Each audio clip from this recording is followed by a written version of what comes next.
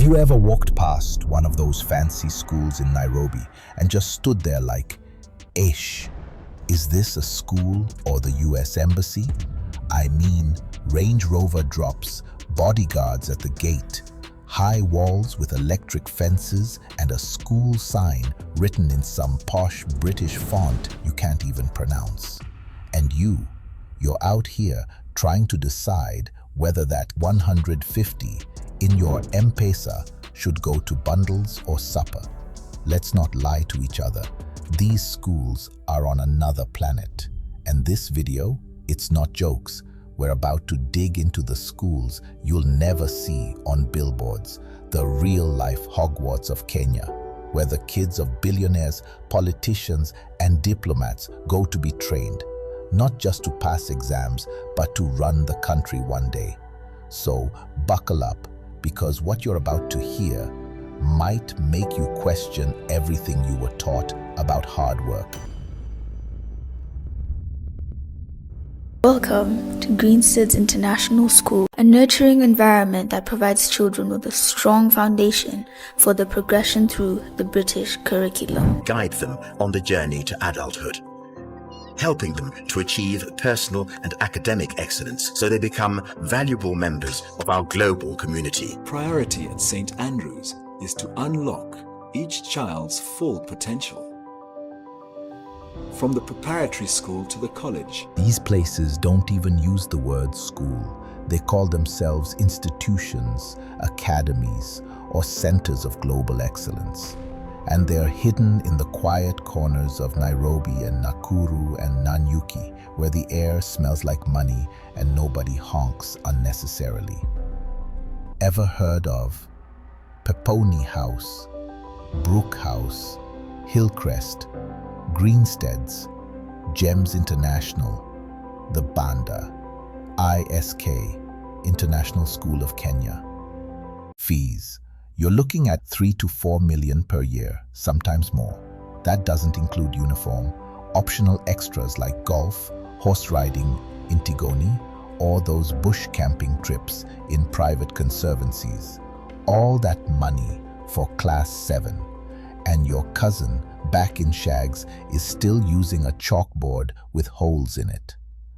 Na kila mtoto akitaka kuenda msalani lazima azidikizwe na mwalimu, sababu akienda vile mahali choo viko lazima apatane na fisi, na kama sio fisi ni huyu nyoka mkubwa anaitwa nini?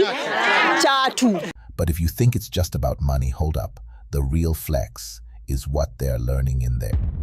These kids aren't just cramming for KCSE like us. If you're planning for a decade, plant trees. If you are planning for a lifetime, educate people. We must be planning for a lifetime. They're learning how to rule. They're taught in English, French, and Mandarin. They learn debate, diplomacy, climate policy, and entrepreneurship like it's PE. They do drama productions directed by professionals from the UK. Their music rooms look like full studios, and they play polo, not football, polo, bruh, on horses, and that's just weekdays. On weekends, it's fencing practice or cultural immersion trips to the Mara, where they learn about sustainable conservation while sipping smoothies. Meanwhile, you're being told to read hard so you can become a teacher and repeat the same cycle. But it gets deeper. About schools, our kids, they sleep 8 hours, right? They wake up morning, they go to the school, they spend there like 8-9 hours. Here's the real deal. These schools don't just give you education, they give you access. You're not just classmates, you're future business partners, political allies, board members, wedding invitees. These are the sons and daughters of diplomats, CEOs, cabinet secretaries, tech founders, international investors, political dynasties. When they need an internship, boom, dad calls a friend in London. When they need capital for a startup, mum knows a fund manager in Nairobi. By the time you're figuring out where to download your CV template, they've already registered their company. Their networks are global. Yours ends at your Chama group, and the system is designed to keep it that way. let's be honest. There are two versions of Kenya. There's the public school Kenya, overcrowded classes, An experiment to see how many children can fit into one classroom. one book per 5 students, a single broken computer for the whole school.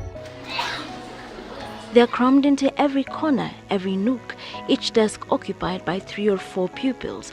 Comfort isn't a consideration here. And there's this other Kenya, fully air-conditioned classrooms, fiber, Wi-Fi, and access to psychologists, nutritionists, and SAT tutors. You get rained on walking to school in gumboots.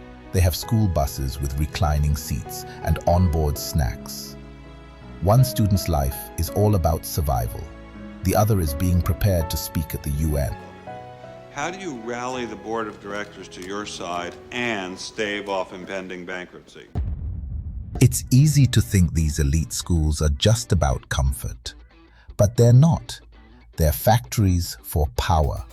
They don't just teach knowledge, they shape identity, confidence, entitlement, global thinking, control. Reynolds? I'll have my secretary get back to you on that one. Ellsworth, how would you get the board on your side? Bribe someone. These kids grow up knowing that they belong in boardrooms, that they can speak without stammering in front of investors or ministers, that they're not just Kenyan, they're citizens of the world. That's not only unethical, Reginald, it's illegal. I'm only 12. I can't be held legally responsible. Good point. They're not being taught to get a job, they're being taught to run the company. And as they grow older, they inherit influence from family wealth, from old boys clubs, from institutions designed to keep money and power in the same bloodlines. This isn't a conspiracy, it's just how the game works. Now maybe you're thinking, sasa mimi nifanye nini? Here's the hard truth. Most of us were not born into this world of influence. But that doesn't mean you give up. You work smarter. You read the books they're reading. You learn how power works. You learn how money moves. Start networking, online, in community spaces, even through YouTube. Chase that information like your life depends on it. There is no nobility in poverty. I have been a rich man and I have been a poor man, and I choose rich every fucking time. Because here's the good news. Even though the system is rigged, it's not locked. You might not get a Range Rover pickup, but you can still build your lane. Slowly, patiently, ruthlessly. And never forget, some of the most powerful people this country has ever seen came from mud huts and still made it. But they moved different. I want you to deal with your problems by becoming rich! Which causes do you despise? Which causes do I despise? Which causes ndo zile unaona azipeleki mtu anywhere? Things like criminology, Bachelor of Education, Arts, and business. In this country, education isn't just about passing exams. It's about where you enter the system and what room you're allowed into when the real decisions are being made. Some of us are taught to obey. Others are taught to rule. And we don't know with who they spend time. Maybe these teachers, you don't even know what they're thinking, what they have on their mind, and you let them to give education to your kids. It's very dangerous. If you not agree with these teachers on your life position, but you let them teach your kids, and when they become 16, you want they become like you. This don't work. You have to control who teach your kids, and a lot of people miss this. A lot of crazy people, they're working in school too, and they give education to your kids. But if you talk one-on-one with them, you're not gonna spend with them even 5 minutes. But they spend with your kids 8 hours every day. It's like very dangerous thing. Yeah. You have to control this. And until we start asking the right questions, the script will never change. So don't get bitter, get smart, keep learning, keep pushing, and always remember, it's not where you start, it's whether you understand the game.